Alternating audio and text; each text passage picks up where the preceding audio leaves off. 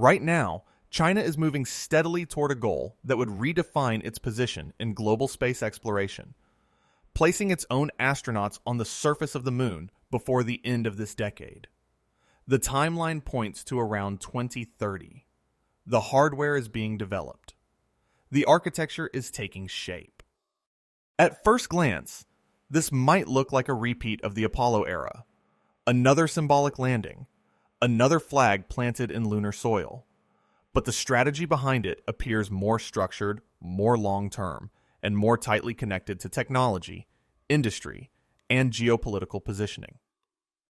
The question is not simply whether China can reach the moon. The more important question is what reaching the moon is designed to accomplish. So let's take a closer look. If you value clear, structured explanations of major space developments without hype or speculation, consider liking the video and subscribing so you don't miss future breakdowns. China has formally announced its intention to complete a crewed lunar landing before 2030. The objective is to send Chinese astronauts to the lunar surface using a domestically developed heavy-lift rocket, a new generation crew spacecraft, and a dedicated lunar lander. The plan is being led by the China Manned Space Agency, which is responsible for the country's human spaceflight program. Over the past few years, China has conducted key precursor missions, including robotic lunar exploration through the Chang'e program and the construction of the Tiangong space station in low Earth orbit. The next phase focuses specifically on lunar surface operations. This involves developing a super heavy launch vehicle capable of sending multiple spacecraft toward the moon, assembling components in lunar orbit, and performing a controlled descent to the surface. According to publicly released timelines, hardware testing and system integration are already in progress.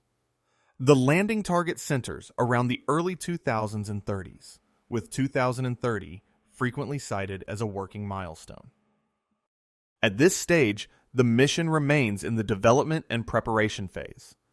No crewed lunar launch has yet occurred, but the technical roadmap has been clearly outlined and is actively advancing. To understand how China plans to land humans on the moon, we need to break the system down into its main components. A crewed lunar mission is not a single launch. It is a sequence of coordinated steps. First, there is the launch vehicle. China is developing a new heavy-lift rocket, often referred to as the Long March 10. A heavy-lift rocket is a launch vehicle capable of carrying large payloads, typically tens of metric tons, beyond low Earth orbit. For comparison, sending hardware to the moon requires significantly more energy than reaching Earth orbit. The rocket must accelerate the spacecraft to what is called trans-lunar injection. This is the maneuver that pushes a spacecraft out of Earth's gravity well and onto a trajectory toward the moon. Second, there is the crew spacecraft. China is working on a next-generation crew capsule designed for deep space travel. Unlike vehicles used only for low Earth orbit, a lunar-capable spacecraft must withstand higher re-entry speeds. When returning from the moon, a spacecraft re-enters Earth's atmosphere at roughly 11 kilometers per second, much faster than from orbit. This requires an advanced heat shield to manage the extreme thermal loads generated by atmospheric friction.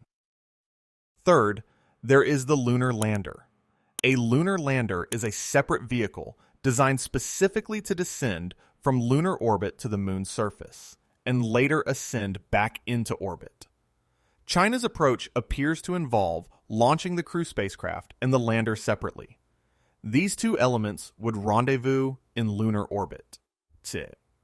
Rendezvous and docking is the process by which two spacecraft meet in orbit and physically connect. China has already demonstrated docking capability during its Tiangong space station missions. However, performing this maneuver in lunar orbit adds complexity. Lunar orbit is less stable than low Earth orbit due to gravitational variations caused by the moon's uneven mass distribution. This requires precise navigation and propulsion control. Once docked in lunar orbit, astronauts would transfer from the crew spacecraft into the lander. The lander would then begin powered descent. Unlike Earth, the Moon has no atmosphere, so there is no parachute phase. All deceleration must be performed using rocket engines.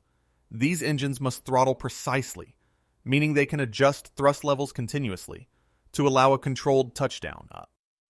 After surface operations, which could include scientific sampling and equipment deployment, the ascent stage of the lander would ignite and return the astronauts to lunar orbit. The crew would redock with the main spacecraft and prepare for the return trip to Earth. Beyond the vehicles themselves, the mission requires supporting infrastructure. This includes deep space communication systems, capable of maintaining contact over distances of roughly 384,000 kilometers. It also involves tracking stations and potentially relay satellites if operations occur in areas with limited direct line-of-sight communication. Another key factor is life support. A lunar mission lasts significantly longer than a low Earth orbit flight. Life support systems must regulate oxygen, remove carbon dioxide, manage temperature, and recycle limited water supplies. Redundancy, meaning backup systems, is essential. In deep space, there is no rapid rescue option. Finally, surface targeting matters. Much of the long-term interest centers on the lunar South Pole, where permanently shadowed craters may contain water ice. Operating in that region requires landing precision, navigation in low-angle sunlight, and potentially thermal management in extreme temperature conditions. Each component, heavy lift launch, deep space crew vehicle, lunar lander, orbital rendezvous, life support, and surface operations, must function together as an integrated architecture. A failure in any one subsystem could compromise the entire mission. A crewed lunar landing is not only a technical objective, it sits within a broader strategic framework that connects space capability with industrial development, geopolitical positioning, and long-term exploration goals.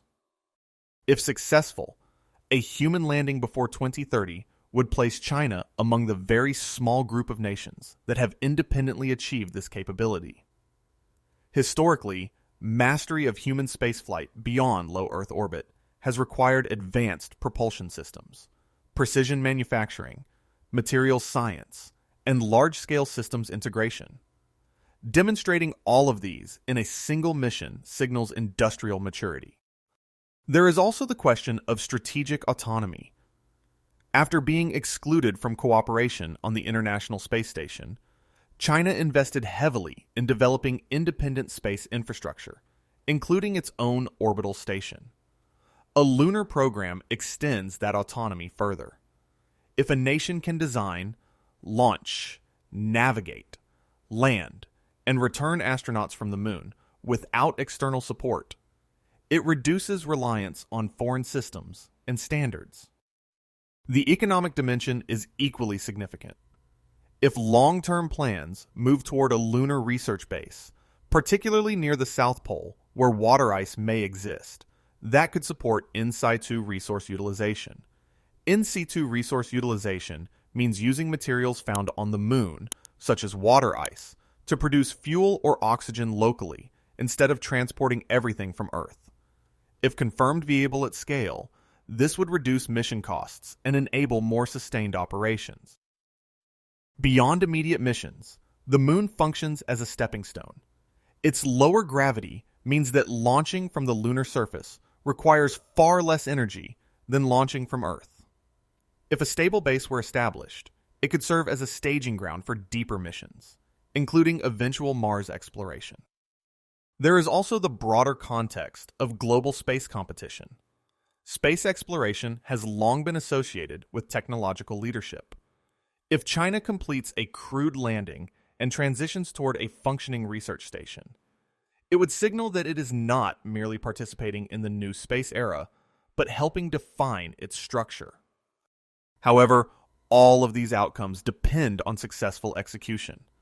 The strategic implications follow only if the technical milestones are achieved. Despite the outlined roadmap, several critical elements remain unproven. As of now, the heavy lift Long March 10 rocket has not yet completed a full operational lunar mission. Development timelines in space programs often shift due to testing outcomes, manufacturing delays, or funding adjustments. The lunar lander design, while publicly introduced in concept form, must still undergo extensive validation. Landing on the moon requires precise engine throttling and navigation accuracy. Even small guidance errors can result in mission failure. These systems must be demonstrated in integrated flight tests before astronauts are placed on board. There is also the question of surface operations. While robotic missions have provided valuable data, sustaining human activity introduces additional complexity. Life support reliability, surface power generation, and communication redundancy all require long-duration validation. International dynamics add another layer of uncertainty. The United States is advancing its Artemis program, which also targets lunar surface operations in the coming years. The interaction between these parallel efforts, whether competitive or cooperative, remains to be seen. The next milestones to monitor include full-scale rocket testing, uncrewed lunar mission demonstrations, and hardware integration trials. If these steps proceed according to schedule, a crewed attempt around 2030 remains plausible. If delays emerge, the timeline could adjust accordingly. The story is still unfolding.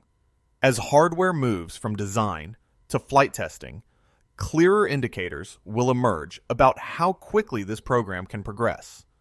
We will continue tracking those developments as new data becomes available.